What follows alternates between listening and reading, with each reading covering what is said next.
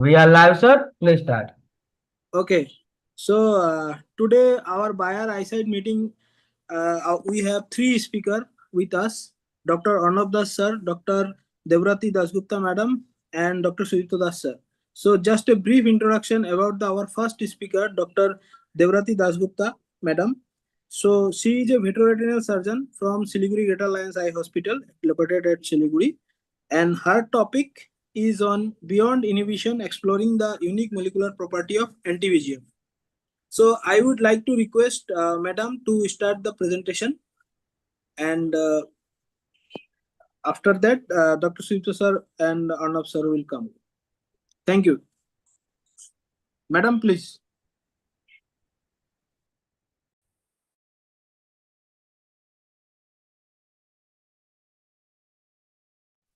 I hope my slide is visible. Yes, ma'am. Yes, ma'am. Very good. Visual.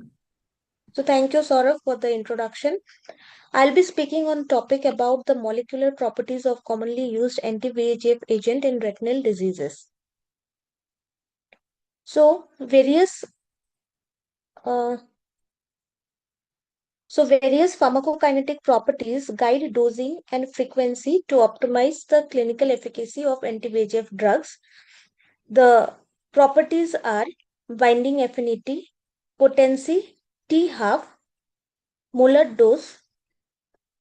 So moving on to the binding affinity. Binding affinity is defined as how strongly a drug interacts with its specific biological target, which are normally protein or receptors. It indicates how tightly it binds. It is determined by constant called Kd. So these are the different commonly used anti-VEGF drugs in retinal diseases.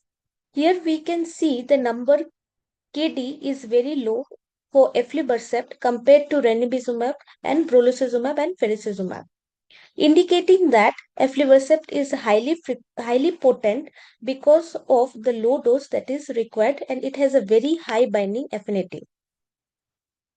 Moving on to the potency of a drug, it measures the amount of drug necessary to produce a specific effect of a given magnitude. So again, we can see that the number IC, which determines the potency of a drug, is low for aflibercept, indicating that even in small dose it can produce a desired effect. It is very important in determining the appropriate dosing schedule, and low amount of drug thus is required for aflibercept.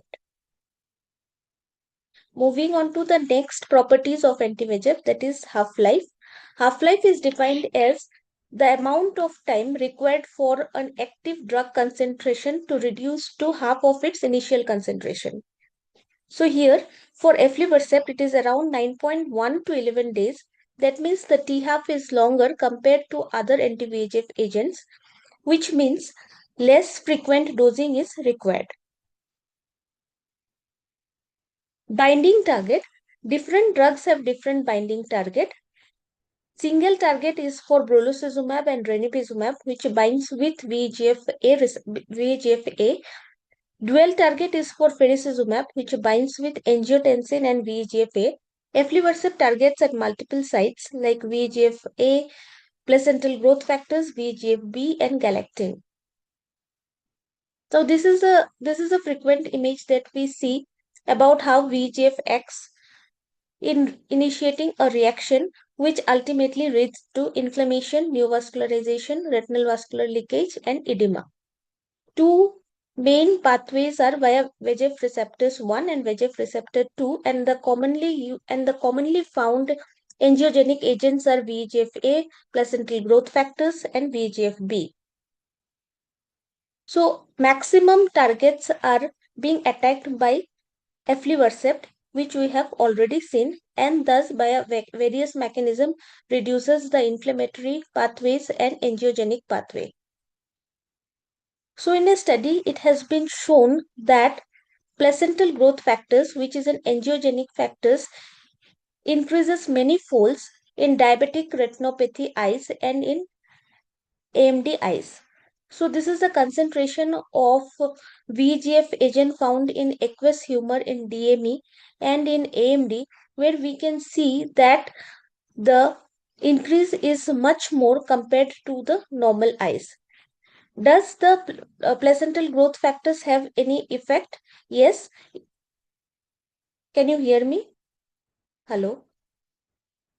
Yes, ma'am, you are audible but not visible. Your video is not coming. Matlab, video. Okay, so you want the video also? Yes, ma'am. Yes, ma'am. For the speaker. Okay, For the okay, sure. speaker only. Yes. Sure, sure. I'm trying to do that.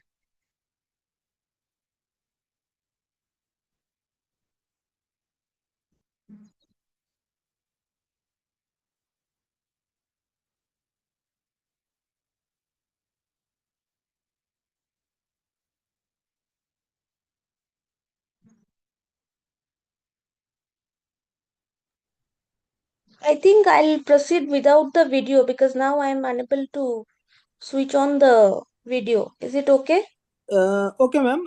When you completed the presentation, kindly open your video for Yeah, a yeah. Okay, so okay, that we okay. will take the picture. Yeah, Yeah. okay. Yeah. Now it's visible, ma'am. Your video is also coming. Okay, Yeah. sure, sure. Okay, okay, sorry. Okay, so we have already seen that targeting the VGF is essential to eliminate the pathway of VGF which is involved in angiogenesis. Now we will see into the additional pathway which can help in reducing the angiogenesis, that is the placental growth factors. And it has been shown that placental growth factors can indirectly activate the VEGF receptors. Thus, inhibiting the placental growth factors is also important in DME and AMD. So, other pathways which are involved and targeting these pathways can also help in reducing the angiogenic factors. So the commonly seen angiogenic factors are like placental growth factors, which we have already seen VGF-A, VGF-B, galectin, and angiotensin 2. So already aflibercept inhibits multiple targets. Now targeting the additional proteins like platelet-derived growth factors is it essential in various diseases. So trials have shown that regorafenib and renosimab has been demonstrated which has effect on platelet-derived growth factors, and it has been shown that there is no additional functional benefit versus the anti-VEGF agent alone. Now, what about the inhibition of angiotensin 2? So again, in inflammations like in diabetes and wet AMD, angiotensin 2 is upregulated. So anti-VEGF does not directly have any effect on angiotensin 2. How it helps is that when there is increase in VEGF in the eye, there is increase of the angiotensin converting enzyme, and thus angiotensin 2 increases. So indirectly inhibiting the anti-VEGF can downregulate the angiotensin converting enzyme and can decrease the angiotensin 2. And in various studies, it has been shown that in high VEGF state, angiotensin 2 antagonist can help, actually promotes vascular permeability, whereas in low VEGF state, it does not have much effect. Thus, only targeting the VEGF alone can decrease the angiotensin 2. Now, this is a study where an agent, that is angiotensin 2 inhibitors, that is nesvacumab, has been studied. And in this study, it has been shown that nesvacumab and aflibercept 2 and aflibercept combined action has been shown to have less efficacy or similar efficacy than aflibercept alone. Thus, further study has been halted. So, in another study, where we can see that, as I have already said, that there is effect of anti-VEGF drugs on angiotensin also. So, a single dose of ranibizumab reduced plasma level of angiotensin to a very low limit, and it has been shown that additional angiotensin 2 antagonist does not have any additional benefit. Aflibercept had showed durable and most robust suppression of VEGF compared to brolucizumab and ranibizumab. So in this graph, we can see at 28 weeks and at 56 weeks, the level of angiotensin 2 is much lower with aflibercept compared to other drugs.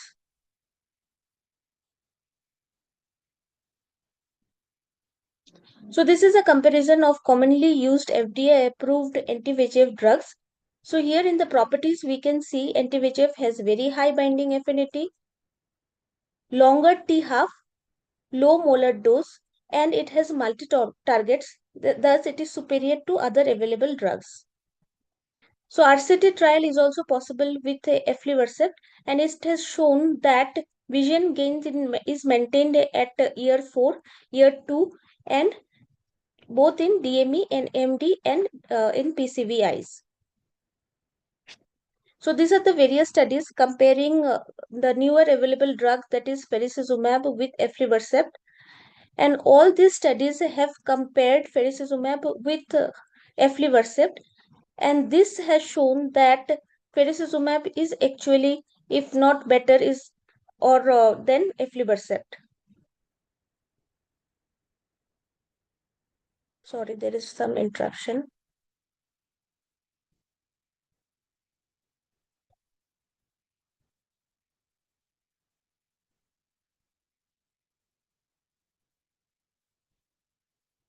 The slide is actually not moving.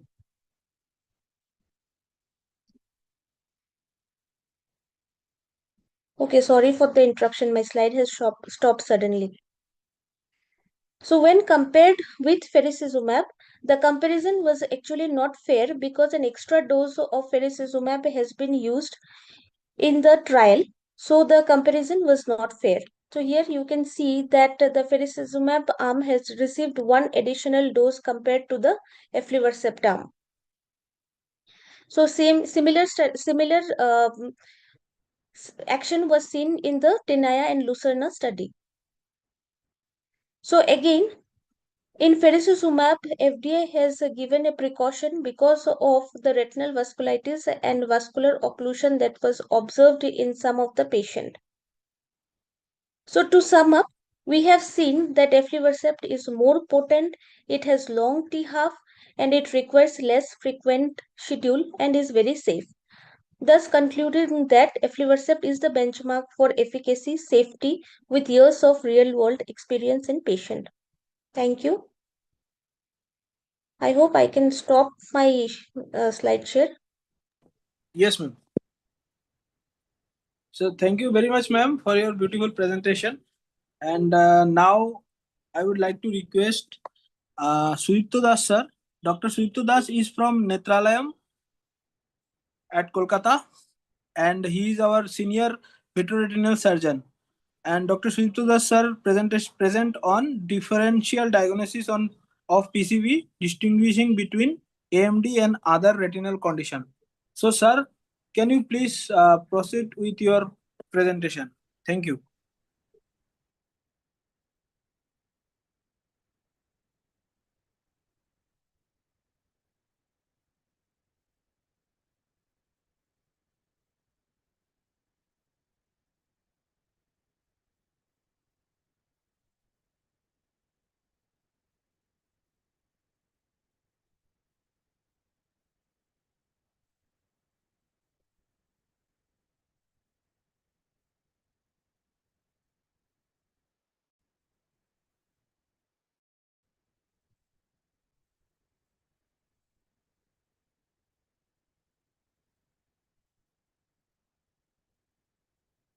So, Saurabh, thank you so much. Are my slides visible now? Yes, sir, it's visible. And yeah, it's audible and visible both. Yeah, thank you, sir. So, okay, thank you so much. So, Yeah. maybe.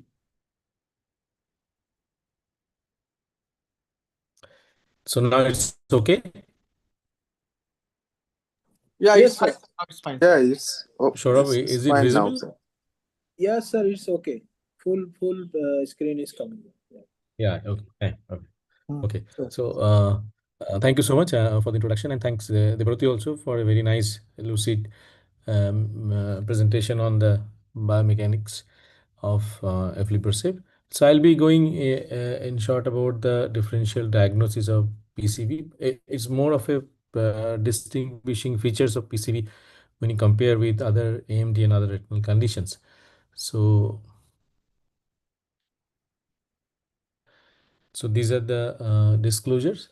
So what about the prevalence? If we see about the PCV prevalence, Caucasian definitely is much less compared to Asian population. So I think we are quite aware of this distribution of PCV amongst Asian population. If you see on the right side, you can see China, Korea, Japan, Taiwan definitely has significant PCV population. And we are all aware that it's the ICG, which is the gold standard investigation to diagnose PCV. The demerits, definitely it's an invasive procedure, so it has few ifs and buts, and definitely few investigations to be done before that. Time consuming, I'm not probably not giving that importance because of time, but otherwise it's a safe procedure. Of late, last week only I had a patient having a vasovagal and syncope after ICG. So it's not very common, but one in a life probably will get few things about ICG also.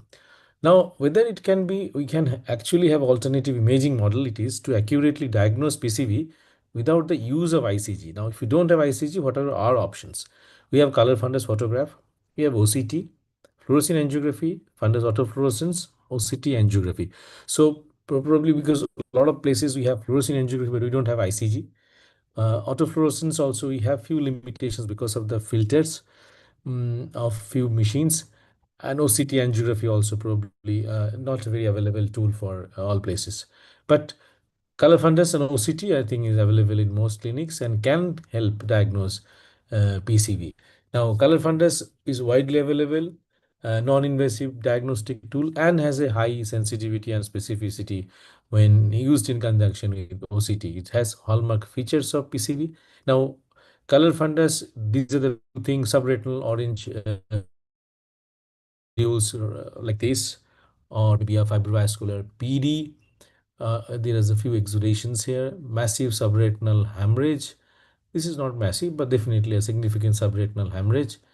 And peripapillary location, you can see organized heme, the dehemoglobinized yellowish blood, and some amount of fresh and some amount of altered blood with a PD. And there usually is no large druseness in the contralateral eye or in that eye, probably distinguishing it from typical cases of neovascular AMD. Now, OCT is widely available, has a low cost, has a larger pool of diagnostic experience to draw from when compared with ICG, and alone OCT has a significant sensitivity and specificity.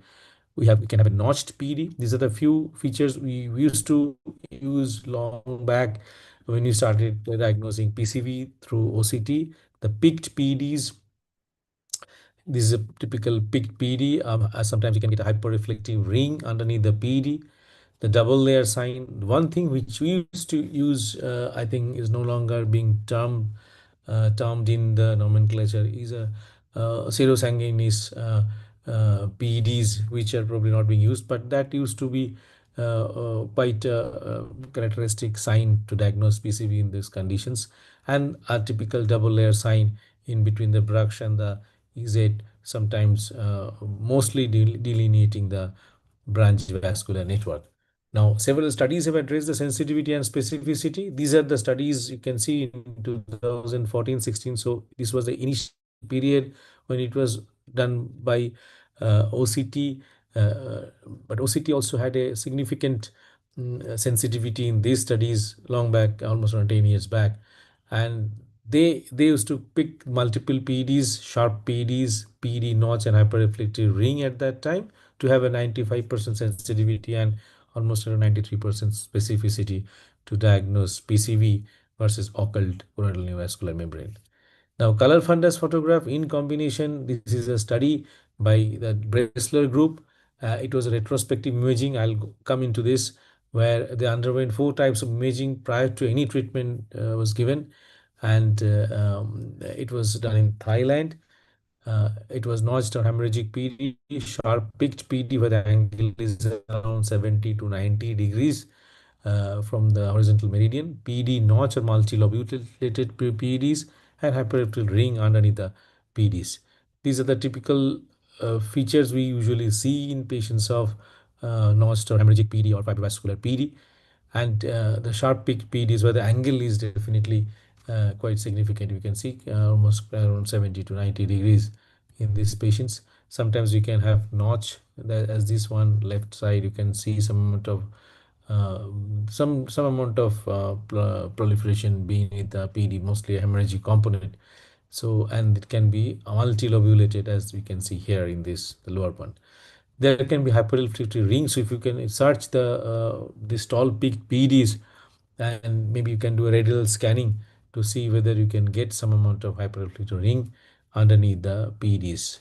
Now, before we go to the PCVs, there are a few conditions where we feel that while you start giving anti-VEGFs, maybe sometimes we can have confusion. This patient, I have put the diagnosis active CNVM with exudation, 60-year-old diabetic lady. But sometimes if you see the left side OCT, you can see a large subretinal accumulation. So a lot of times it's being confused. It was actually the patient was diagnosed to have PCV because of this large subretinal material. And when he did a OCT angiography for this patient, you can see a very nice neovascular network, and patient presenting vision was counting finger 1.5 meter. A lot of times in neovascular AMD, I start patients with injection of aflibercept, but mostly is preferred in PCV. But this patient did well with injection of aflibercept. This was after fast, the second. And the third, you can see the neovascular complex in the same OCT angiographic plane, because you have to delineate in the same plane of OCT angiography to find out the neovascular networks regression. And this was after 14th week after third aflibercept. So in serial, this was a patient of CNVM, not a PCV, with a large neovascular network, a classic type 1 CNVM, and responded well. This patient has an amazing result with 30 weeks with 6 injection of aflibercept. Patient improved to 6, 18, and 12. Left was doing well from the beginning. A recalcitrant CNVM also, there were some queries about the diagnosis. Initially, this patient was treated with ranibizumab in 2023-24. Then again there was a recurrence, ranibizumab. Then the patient died with brolucizumab. Started from 2022. Patient, if you can see the OCU lobulated PD, we can see some amount of infraretinal fluid, but if you see this actually has a bacillar detachment. So this is a typical ballade in a patient of CNVM, which is mostly seen in inflammatory retinal diseases, but sometimes you can see in CNVM also. And this patient actually don't have any hemorrhagic component here in the fundus photo. So to combine OCT as well as fundus is important to start with in patients to diagnose, because we couldn't do ICG in this patient, but OCT and fundus photo actually was good enough to make us understand that this is a patient of choroidal neovascular memory. You can see a shrimp here. This irregular PD, but this patient responded well to aflibercept. PD changes, they actually flattened significantly, and this was almost around after 2 months of third aflibercept, vision improved to 6/9. This was the patient actually had a recurrence after that. For fourth month post aflibercept is almost 16 weeks after third injection. There was again a recurrence inflammatory. There was some intraretinal fluid. Vision 6/12, aflibercept fourth given, fifth given, fluid again regressed, and this was almost the end after 4th month of 5th aflibercept injection. You can see a normal retina, very few irregular pigment epithelial defects, with vision improving to 6/9. So not a case of PCV, and we can simply diagnose with fundus photo as well as OCT. Now that study which actually was I showed before, that PCV may be underdiagnosed in Caucasians. ICG is not routinely performed in most of the studies there, but this was the prevalence which was seen in a non-ICG based diagnostic criteria in Hispanic and non-Hispanic whites with neovascular AMD. This was also a study by Bristler Group. They actually had a multi-center retrospective data to find out, and 197 eligible NMD eyes were diagnosed. The patients underwent FFA, color fundus, OCT. FFA was to diagnose NMD, confirm, and PCV was diagnosed with the base of CFP and as well as OCT. And there was possible PCV among 23% of patients in amongst this NMD group in this study. And the results in Hispanic whites and non-Hispanic whites, definitely there was a difference in the number of PCV patients compared to non-PCV and total eyes. So these were few things about the geographic distribution of prevalence of PCV used as OCT criteria in 100 Caucasian eyes in Australia. This patient there also they have seen a 9% sensitivity with 93 specificity to identify PCV. Now, based on SD-OCT criteria, 22 had OCT diagnosed PCV. So, out of 100 eyes. This was, I think most of you are aware of this, a non-ICGA diagnostic criteria by the Asia Pacific Ocular Imaging Society, the PCV work group.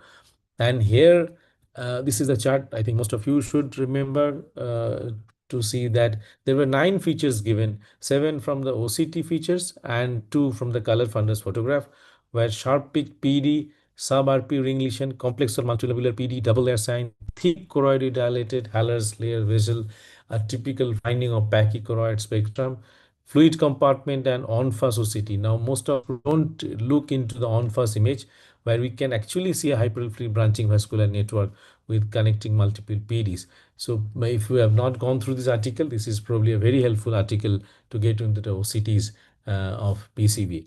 Extensive subretinal hemorrhage and orange nodule was the color fundus photograph. Now, what other potential benefits can anti-VEGF therapy provide for patients with PCV in addition to clinically meaningful visual gain?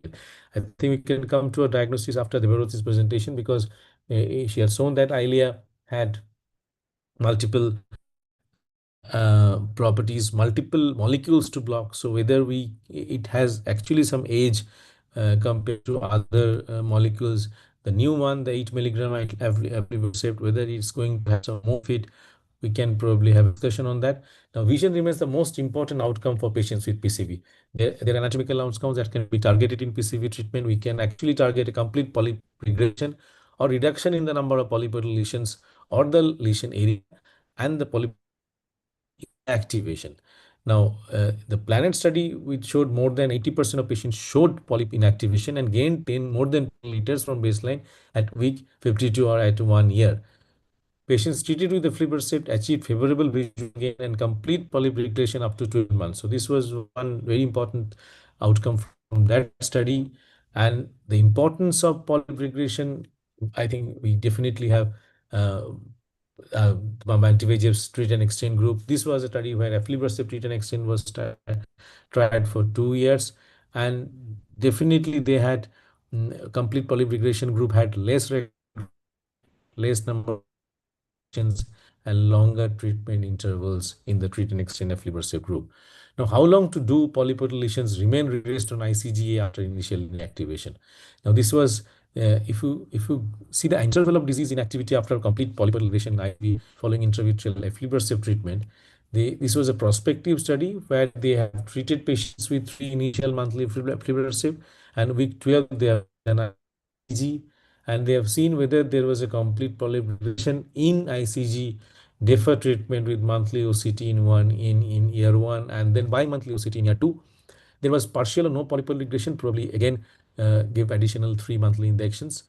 The left side, if you don't have disease activity, is absolutely fine. If you have a disease activity, probably you need to continue monthly injections till the fluid is resolved.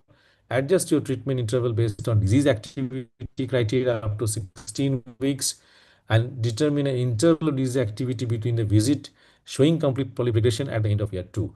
Now, if you have a partial or no polypoidal regression, probably you need to try for complete polyp regression, or otherwise you have to continue the therapy until the fluid is resolved. Now I'll go to a few patients. There will be 3 patients I need to show because these patients actually had a very late recurrence of. This is a 58-year-old male, non-diabetic. Vision right eye was more than 2 months, 6/12, left eye 6/6. And this patient in the right eye, you can see typical orangey, some exudation, not much of orange lesion there, that this patient received 3 injections ranibizumab, and this was the OCT. This is the old OCT done almost around 6-7 years back. There was some multilobulated PD, some amount of hyperreflectivity here, subretinal fluid here, and this was the left eye, which had some PD, no subretinal fluid. Patient was absolutely asymptomatic in the left eye. This was angiography. We can see stipple hyperfluorescence sometimes mostly goes in favor of occult component. Left eye was reasonably okay, though there was some very mild hyperfluorescence in the left eye. And this was the ICG. You can see very significant hypersinus dilated choroidal vessels, comes to definitely a pachychoroid because it's crossing the midline, and there were some polyps which was almost very close to the fovea in the right eye.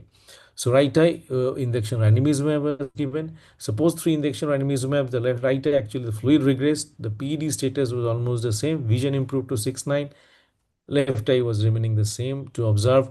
These were almost 18 to 48 months when the patient was actually treated on PRN injection ranibizumab that time. This was there you can see the stipple hyperfluorescence parafoveally. You can see the BVN in the OCT, in the ICG. Left eye had ill-defined hyperfluorescence, and definitely there you could delineate the BVN in the left eye, though the patient was apparently normal. So this was a patient who I think he started having some symptomatology in the left eye that time, but it was PDT was done along with an injection anti-VEGF that time. This is after 6 years. Patient was almost not in a follow. Came with a loss of vision or drop in vision in the right eye with 6/36. You can see this multilobulated PD again, some amount of subretinal fluid. Not had some color discoloration, but this was a multicolored imaging to not a typical color fundus photograph. So this was the ICG. We can see post PDT, we can see a hypocynescence because of the PDT. And this patient, we started on aflibercept this time after 6 months, 6/12 and 6. The left eye actually had more subretinal fluid compared to the right eye now. So you can see that probably almost around 6 years, this patient had a recurrence of IPCV, and we had to continue therapy for this patient. So 82-year female, counting finger vision, 2 years in the right eye, left eye more than 2 months, 6/36. So left eye had injections, 7 injections, 3 years back. So now this actually has a lot of scar. See, but if you see the ICG, we can still find out the polypod, the good amount of very significant branching vascular network and polypodal leakages in both eyes. So as it was extrafoveal, these were probably very and significant scarring in the center. So focal laser, maybe careful focal laser to these polyps were absolutely amenable, and I did that. And the left eye had a recurrence. You can see the hemorrhage. I'm sorry that this scan is not through this recurrence part. So this was pre-aflibercept, 9 months post laser. Left eye had some visual difficulty because that was a better eye, 6/36 because of the scar, but there was some activation, reactivation here, very close to the scar. So this was 1 month post aflibercept. You can see the hemorrhage gradually cleared off 3 months post second aflibercept, and this was 5 months post third aflibercept. Patient actually maintained the vision and was doing well. This is the third patient who had 67-year-old right eye 6/9, left eye 6/12. This patient actually had a submacular hemorrhage and had did a surgery, subretinal TPN injection anti-VEGF in 2019. Now you can see this submacular hemorrhage there. This patient actually, this was post-surgery resolution of this one, the hemorrhage as well as the organized heme. Patient was reasonably stable, 6/12 vision for 4 years, 6/9 almost for 4 years. This was the OCT after the surgery, after 2 months of surgery. Left eye 6/9, right eye was maintaining 6/9, and this left eye had a reactivation in 2023. So 4 years, after 4 years, she had a reactivation in the left eye. And this was the lobulated PD, some amount of subretinal fluid, a lot of intraretinal fluid. So this was the first picture, and this was the ICG. Now this patient also had right eye, you can see a large area of BVN and string of polyps temporally, and some amount of polyps in the left eye also, upper part. This is the BVN which is quite prominent here in both eyes. So this patient I treated on with aflibercept for the left eye, and after third aflibercept 1 month, the vision was 6/12 in it, but this patient's retinal fluid was not going totally. So this patient actually needed treatment. So the all three IPCV cases we treated with either anti-VEGF or focal laser or PDT showed a very late recurrence and responded well with the aflibercept loading PRN dosage for these patients. I'm showing this patient because I showed a very important, a very interesting CNVM patient in the beginning.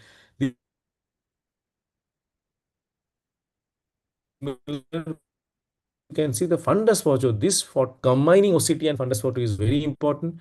This patient actually had multiple anti-VEGF on a PRN basis, vision loss reduced to 6/24, 6/6. And I thought of doing an ICG because I was not very sure about this. And you can see a very nice polyp, subfoveal polyp in this right eye. So this is actually a polyp, though it looks more of a CNVM, 6/24, N12, 1 month post aflibercept, reducing orange lesion, exudation also getting it organized. This was after second, this was after third, 3 months post, fourth, and this was almost normal looking retina, very few RPE excrescences, 5 months post aflibercept, and vision improved to 6/6 N6. She is under treatment because of the risk of reactivation. Actually, she is on under therapy. So here treat and extend dosing proved to be effective in improving and retaining vision in recurrent CNVM.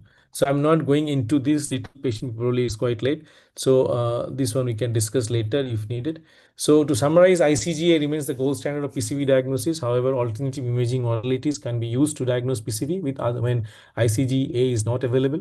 Where ICGA is not readily available, features on CFP and OCT can provide high sensitivity and high specificity in detecting PCV and achieving clinically meaningful vision gains. Aflibercept monotherapy can achieve polypoidal lesion regression as early as month 2 in patients with PCV and can achieve high rates of polypoidal inactivation in absence of PDT nowadays, definitely. These findings support consideration of aflibercept for PCV to achieve both anatomical and visual outcomes. So thank you so much. Thank you for your patient hearing.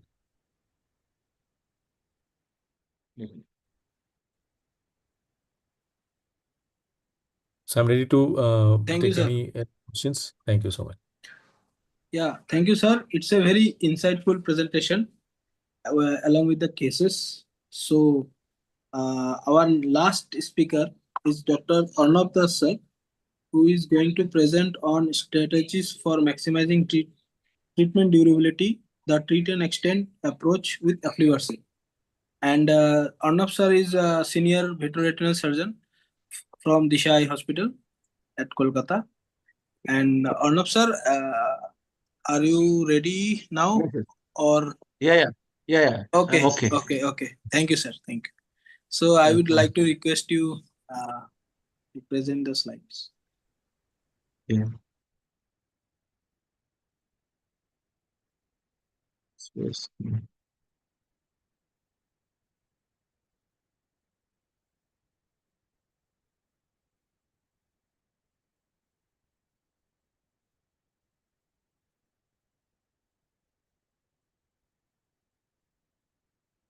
Saurabh, is my slide visible?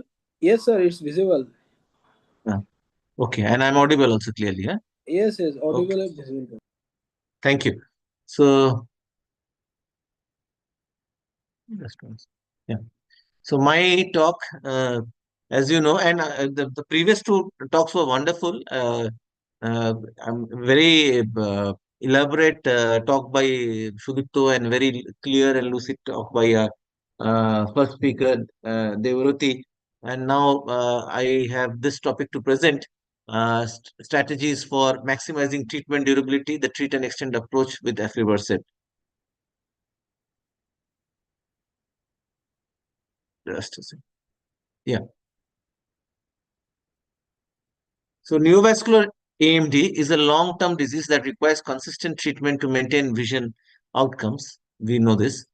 In this study, which looked into outcomes of suspending anti-VEGF for NAMD, when lesions have been inactive for 3 months, found that eyes that resumed treatment after lesion reactivation experienced a mean net loss of minus 3.3 letters from the time of treatment suspension, in spite of treatment for at least 12 months. These findings advocate continuation of anti-VEGF therapy even in stable patients. The estimated percentage of eyes reactivating in the first year after treatment suspension was 41%, and it increased to 79% by the 5th year. Lower visual acuity at the time of suspension and longer duration of treatment were associated with reduced risk of reactivation, and the median time when for reactivation substantially greater when eyes had been treated for 3 or more years.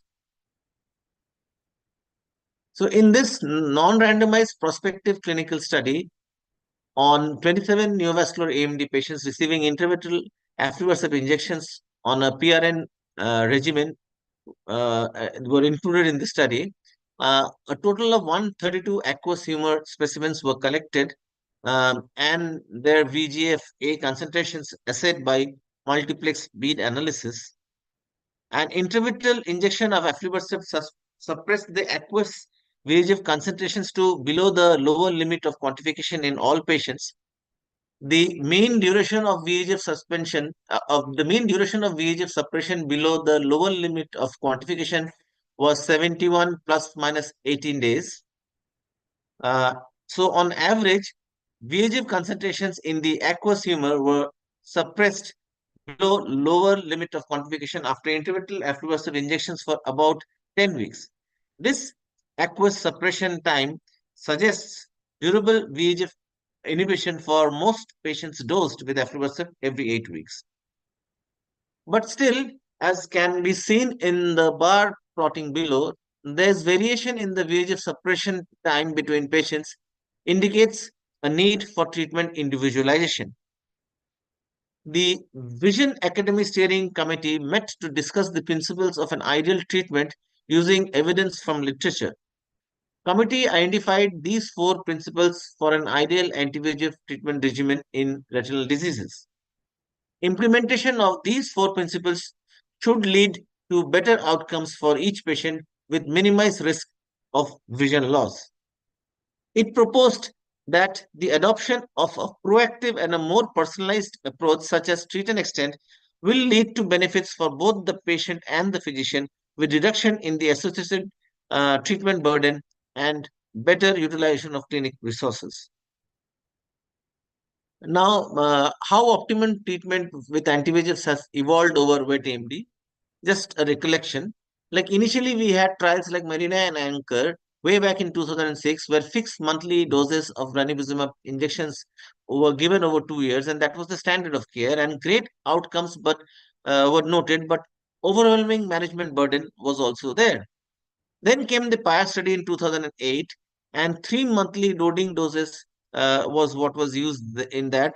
Then it was basically fixed quarterly ranibizumab for the PIA study. The treatment effect declined during the quarterly dosing phase of this study. Inadequate treatment, thus efficacy compromised. Then came the CAT and EVAN study in 2011 and 2012, which compared PRN with monthly evaluation versus fixed monthly treatment schedule. Although both with monthly treatment and injection as needed with monthly evaluation, the outcomes were similar, but with monthly monitoring, the burden remains. Thus, proactive treatment, treat and extend, came up as an option, as injection as needed with monthly evaluation was practically impossible in the real world and invariably led to vision loss. In treat and extend, one treats with extended intervals, thereby not allowing the disease to recur, therefore maintains visual gains and reduce the treatment burden. Also, PRN treatment with even monthly monitoring leaves patients at risk of disease resurgence or recurrence. Let's understand this. Let's say at week 0, we use an anti-VEGF injection like ranibizumab, and at the 4-week monthly monitoring, there is no evidence of disease activity and no anti-VEGF injection is thus given. But there is loss of VEGF suppression after 6 weeks post-injection, at least with ranibizumab. But follow-up is to happen at 8 weeks, that is 2 weeks from this time. So there is potential for disease reactivation to go unnoticed here. Now on the monthly monitoring, which comes at 8 weeks, the disease reactivation is detected and anti-VEGF injection is administered. 4 weeks later on, monthly monitoring again shows no evidence of disease activity and no anti-VEGF injection is given. But again, there is loss of VEGF suppression after 6 weeks post-injection, especially with the injections like ranibizumab, which are short, which acts for a little shorter while. But again, as the follow-up is to happen 2 weeks from this time, there is again the potential for disease reactivation to go unnoticed, and the risk or cycle in this manner continues. Treat and extend treatment is done proactively, and subsequent dose schedule is increased or decreased based on disease status to have a better disease control. Thus, the advantage of treat and extend, the advantages rather of treat and extend are like better disease control, lesser number of visits, reduces treatment total cost significantly, and allows physician and patients to plan better. The APVRS consensus and recommendations, you can see in the Asia Pacific region, many patients must commute vast distances to major treatment centers. These are mostly self-pay markets, and it has been seen that patients living greater than 60 kilometers from the clinic have a greater than 2 times higher risk of being continually non-persistent to therapy. The principle of treat and extend, where every visit is treatment visit, is appealing for patients in the Asia Pacific region. However, traditional treat and extend trials done mostly with ranibizumab with 2 weekly extensions only allowed interval extensions up to Q12. But these studies showed a high injection burden with only a small percentage of patients maintaining Q12 intervals, as you can see in the various trials which I have shown below. So, is it possible to have longer intervals with treat and extend? A pragmatic treat and extend approach with aflibercept allows optimization of vision outcomes with reduced burden. Alter and Aries were the first treat and extend studies that assessed up to Q16 treatment intervals with aflibercept. Both trials were on treatment-naive NAMD patients. Aries was designed to assess the efficacy of early versus late initiation of treat and extend with aflibercept in NAMD over 2 years. And in the Aries study, patients received 2 milligram aflibercept at week 0, 4, 8, and 16. And at week 16, patients were randomized to early start of treat and extend with 2 weekly adjustments. And the other group was late start of treat and extend, where 8 weekly interval injections were given up to week 48, and then the 2 weekly interval adjustments or extensions were started. Whereas in the Alter, it was designed to assess the efficacy of NAMD of 2 different aflibercept treat and extend regimens, either the 2 or 4 week adjustments starting from week 16 after 3 loading doses with 1:1 randomization. In the Aries study, the vision gains were maintained to week 104, that's 2 years, and were similar in both treatment groups. The mean BCVA change between week 16 and 104 was minus 2.1 in the early treat and extend versus 0.4 minus 0.4 letters in the late treat and extend. So it was not inferior. Also, aflibercept treat and extend achieved meaningful vision gains with possibility to extend treatment intervals to up to Q16, and from week 0 to 104, 93.4 and 96.2% patients were maintained the BCVA in the early versus late treat and extend groups. And the mean BCVA change between week 0 and week 104 was plus 4.3 in the early treat and extend and plus 7.9 in the late treat and extend group. The mean number of injections were as 12 and 13 in the 2 groups, as you can see there. and this was lower than that is the intervals were obviously greater than the initial treat and extend trials with ranibizumab. The last injection interval was at week 104 was 12 weeks or more in approximately 50% of the patients, 47.2 and 51.9 respectively in the two groups, with 28.6% patients overall at week 16 treat and extend interval. Now, talking of the Altair study, this trial too achieved meaningful vision gains with possibility to extend treatment intervals up to Q16, and the mean change in BCVA from baseline to week 96 was similar in both the groups and pretty decent. And the mean number of injections also were similar in both the groups. You can see at 10.4 each. Now,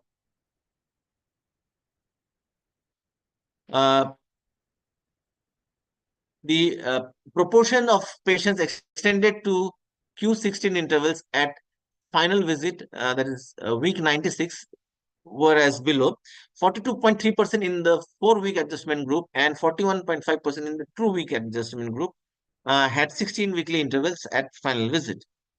This shows the same in greater detail in regards to Altair. This slide is okay.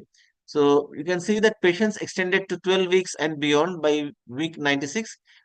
In the 2-week group, it was 56.9, basically around 57, and in the 4-week group, it was 60%. And patients extended to 16 weeks.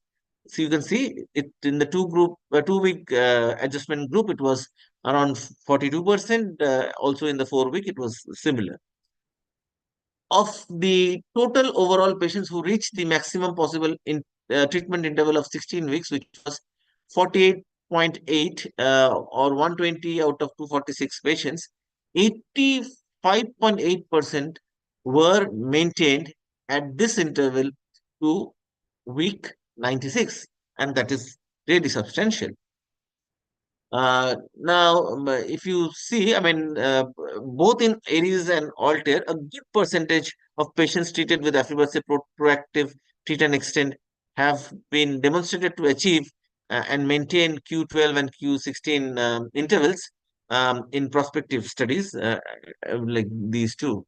So these studies found the visual acuity gains to be meaningful and maintained over 2 years of the study period with treat and extend regimen, with mean number of injections significantly lesser in the second year than the first year. And this is what we see in the real world experience as well. And if you just see through this bar diagram, what you'll notice is that 47.2 and 60.2% of patients treated with aflibercept reached intervals of 12 weeks and beyond in clinical trials. These numbers certainly appear better than the treat and extend trials with ranibizumab and probably non-inferior to even brolucizumab. So how was the durability up to Q16 in treat and extend achieved with aflibercept, which wasn't possible with ranibizumab? So the roadmap mapped to Q16 durability with aflibercept. Firstly, due to the greater efficacy and durability of aflibercept as a drug over ranibizumab, and also the treatment design.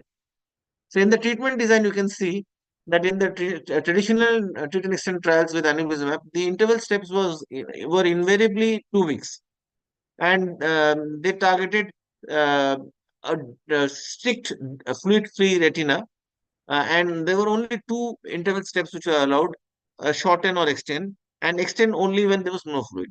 Whereas in trials like Altair and Aries, there was a 4-week extension option, at least for Altair, and there was allowance for non-vision threatening activity. And there are 3 states which were used in this in these studies, and and this is what we use in our clinical practice as well: shorten, maintain, and extend.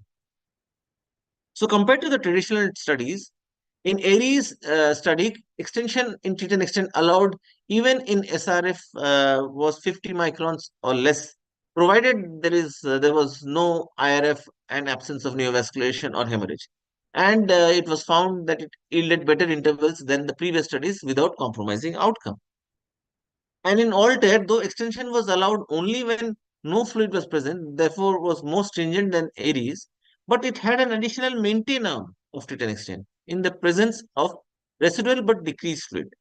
and visual outcomes were better and treatment intervals longer, therefore lesser number of injections in Altair than even Aries. Now, real world patients with NAMD can achieve outcomes with treat and extend comparable to those in RCTs with aflibercept, as you can see below, like the Moorfields, the Train, and the study by Jaggi et al. They all have come up with great results comparable to the RCTs like Aries and Altair. And in the network analysis, vision outcomes with aflibercept were superior to those reported with ranibizumab. You can see it took into consideration more than a lakh eyes, and aflibercept was significantly superior in vision outcomes vis-a-vis ranibizumab, and we certainly know this one now. And treat and extend was significantly superior, had significantly superior vision outcomes vis-a-vis PRN, and with aflibercept treat and extend giving more favorable vision outcomes vis-a-vis aflibercept PRN. So, treat and extend regimen is a more pragmatic approach to extend, maintain, and shorten interval based on individual patient needs, leads to better visual outcomes for each patient with minimized risk of vision loss, with reduction in the associated treatment burden and better utilization of clinic resources. Aflibercept is a safe and useful choice in NAMD, PCV, and allows treatment extensions up to 16 weeks in good percentage of patients. Thank you for your patient listening. Thank you, sir. Thank you, sir, for Yeah. such an insightful presentation. So now it's time for a discussion. So if is there any question from the audience or as well as from the speakers? So the forum is open for the discussion.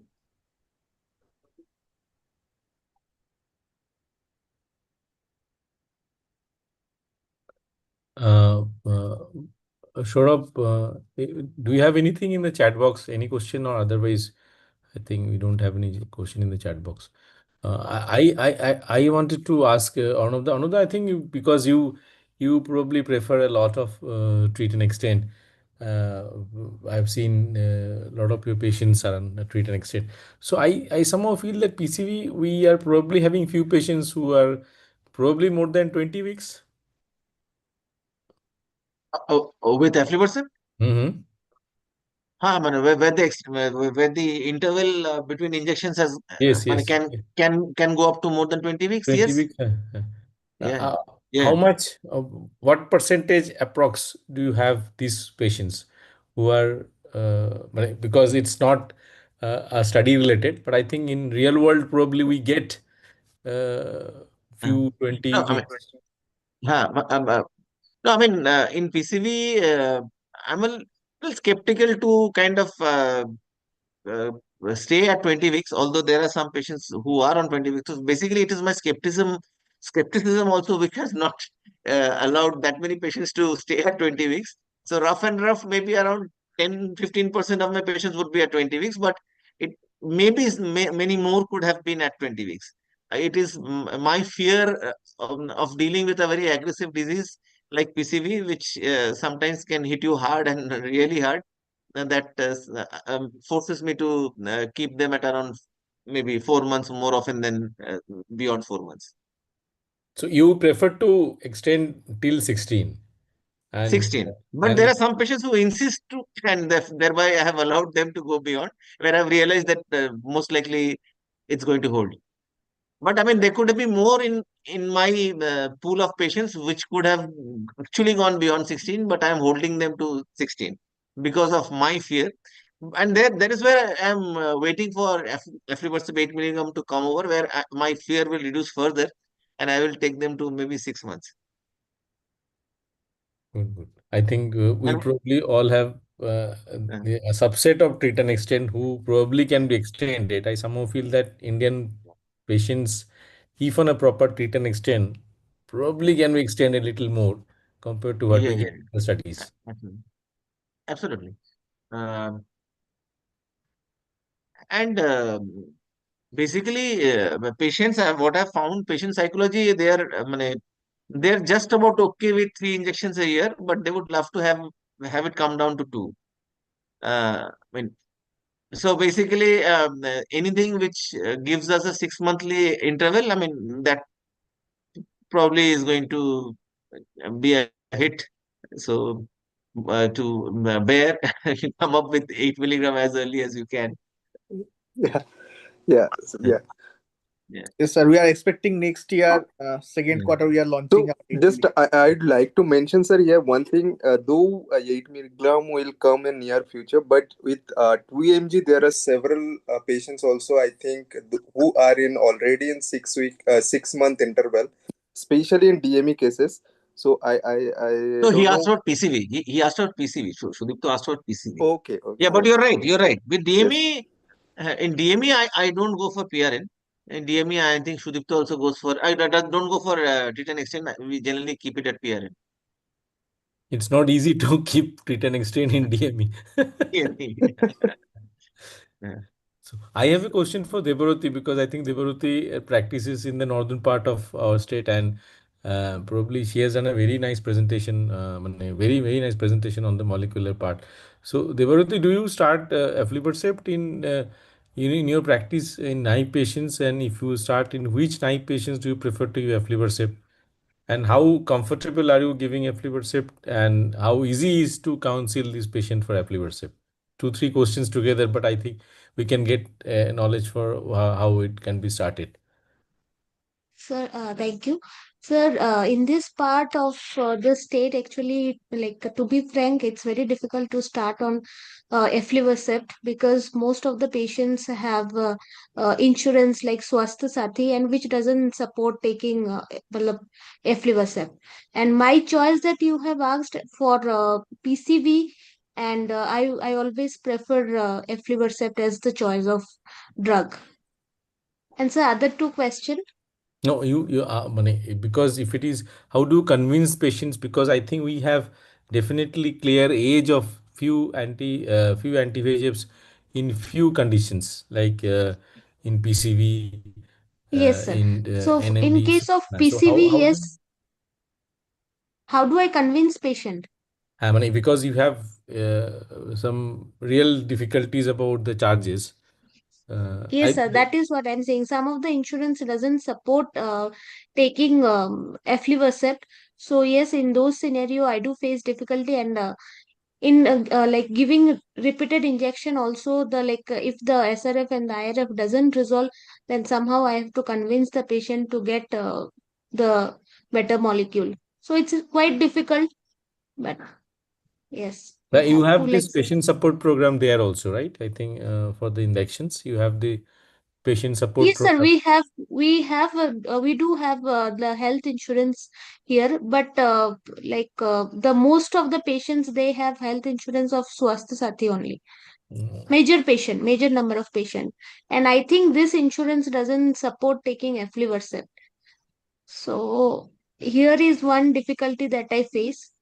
Yeah, And those ma'am. patient who can afford, yes, for PCV, my first choice is always aflibercept. Ma'am, sorry to interrupt. Rishikesh here. So I'm from Bayer actually. So, sir, I think if I'm not wrong, sir, in that case, PAP, that means which the structures we have for the Spafliverse to help the patients who are actually out of pocket patients. So, when they are purchasing the first one, the second one is the free for the patient actually, right? So, and then again, when the patient is going for the third vial, so he is purchasing the third vial, and the fourth and fifth is free, and so on and so forth. So this way, if you calculate till the 14 vial, if the patient is purchasing only 5 vial, rest 9 is free for the patient. So altogether, if we calculate the cost for the longer durations, even the patients who are coming for the we are talking about the PCV, right? So in case of the PCV, altogether in 2 or 3 years, almost 10 to 15 injections is required over there at the mean number. So that cost will come around 18 to 19,000, which is like for the patients, even the who are treating with the biosimilar, maybe that also the come around the same level. So that's, I think, sometimes helps to convince the patients. In a longer terms, ultimately this molecule will help you to give the will achieve the anatomical gain as well as the BCBA, and the same time the cost will come around the same. So that Rishikesh, thing, I think Dr. Devarati was telling that probably the subset of patients, yeah. probably it is not easy for them even for that Yeah. budget. So So that's what upfront we should be cost trying may to be the highlight here. concern, Yes. one point, right? Yes, Actually, right. yeah, Rishikesh, we Mhm. are aware of this that ILIA program Question which about gives that. fourth and fifth while free. But there are some subset of patients who are not willing to pay anything for for the Exactly. drug other than if the insurance supports. Got it, So ma'am. You So you in can't that do much case, about yeah. that, but just one thing. I mean, I have patients of various profiles. Some who are very affluent, some who get it done through schemes, and some who struggle out of their pocket. They pay and they struggle. So basically, I mean, first and foremost, we as doctors must knowing, as Sudipta was saying, that certain diseases have certain drugs as maybe first choice or second choice. So keep that in mind. Like PCV is better dealt with the newer anti-VEGFs. NMD is better dealt with the newer anti-VEGFs. Uh, Severe DME is better dealt with a stronger anti-VEGF. RVO, you can deal with anything, everything nearly works. CRVO again is a little bit of a different subset in the BRVO versus CRVO. CRVO tends to work better with aflibercept on the long run than ranibizumab. But what I was wanting to say, like even for patients who cannot afford, let's say, I have some patients who say that 57,000 is what our patients need to pay out of their pocket if they get it done at Disha first dose. So there are some patients who say 50,000, 57,000 first time I will manage, I will somehow manage. 5,000 next time again, that is okay. Now the third time I'm going to struggle a bit because I would have exhausted my resources. So what I do, I say, okay, hold on, you first take these two, get the disease in check. Let me attack the disease because it's an aggressive disease. Let me also attack it aggressively. And the third dose, sometimes I give them a breather. I sometimes give them a biosimilar if the patient is not affording, maybe third and fourth, maybe by then the patient may be in a better shape financially. And then I say, I mean, I've told them, I mean, when I've started the treatment, that maybe I will give you a breather, but you plan to go back to aflibercept. So what, there are some patients where I have given first and second dose of aflibercept, then in between maybe third and fourth dose of a biosimilar, which is anything between 10 to 12,000. And then again, the patient has taken aflibercept, one, which is the third dose of aflibercept, and then got two more free. And so these kinds of little bit of permutation combinations you might need to do. So just because a patient cannot afford aflibercept twice over 5 doses initially, there would be some patients who actually can't. That doesn't mean that you don't initiate a treatment with drugs as good as aflibercept, because the disease is you have to get top hand over the disease and not allow the disease to have a free run. So if there are some diseases which just don't come under control with ranibizumab. I'm not differentiating between innovator versus biosimilar, but there are certain diseases which need stronger anti-VEGFs to deal with them. So start with them. Then, when the patient doesn't manage, then you can give them a breather in form of biosimilars, and then again, as and when the patient can afford, go back, because that is what should be done. Should you also be doing some permutation combinations of this kind? Sir, this is Abhishek from Bayer, sir. Sir, suppose you are using our aflibercept for a long term and patient is developed somehow trachyphylaxis, sir, for any drug, sir. So, sir, for Yeah, my knowledge, I'm asking that, sir, then you shift to suppose other drug. Then yeah. you do practice double switching, or you move to, so shift to other drug that will continue to with this drug. No. I quite commonly practice double switching. I mean, like Okay, there okay. there are patients, yeah, which I have like depends. I mean, the tachyphylaxis Hmm. is there with every drug. So I Yeah, yeah. mean, rather I would say many a times I prophylactic prophylactically also switch. Okay, okay, okay. I mean, start to feel that, oh, maybe this is the time to Hmm. maybe for one shot and change the drug memory. Okay. I didn't share the last case because that was Yeah, the sir. Your case was double also there. There, I was going double to ask switch. these questions. Sir already raised this point, so I think this is the time. But Yeah. sometimes it's very difficult because there is no end point Yeah. where you can stop. Yeah. Thank you. Actually, sir, there are some points that there are some doctors they prefer double switching. Some doctors who are shifting to other drugs, they want to continue and they go for the next drugs. No. Then again, someday that will also Yeah, have some yeah, tachyphylaxis. yeah, they have to. Yeah. So basically, I mean, you shouldn't be rigid about treatment. I mean, you have to see what is working well for the patient and then Yeah. kind of come up with a solution. Right. Yeah. Thank you, sir. Yeah. It was a good meet. Chalo, happy Christmas in advance. Yeah, Anything yes, sir. Happy anybody Christmas wants in to add? advance. Pleasure meeting Yeah. you all, sir. And even Thank you, sir. Yeah. Thank you all pleasure three Thank you. and all audience for your valuable time, sir. It's a great insightful meeting was there. Thank you, sir. Thank you all. Thank- speakers, all Thank of Hey, you. by double switch, I did not Yeah. necessarily mean double switch. I actually was meaning reverse switch. Double switch means 1 to second and second to third. Sometimes I go 1 to second and then come back to the first.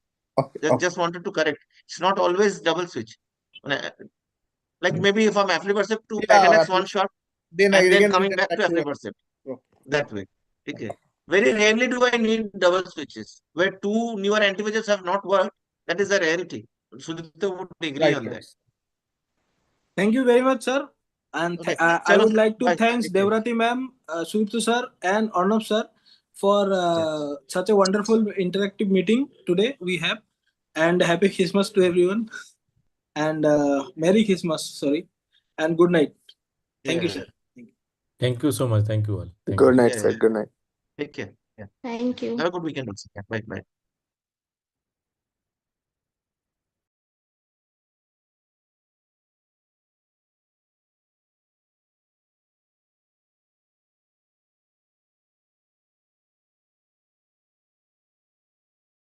Tech team आप बंद कर दीजिए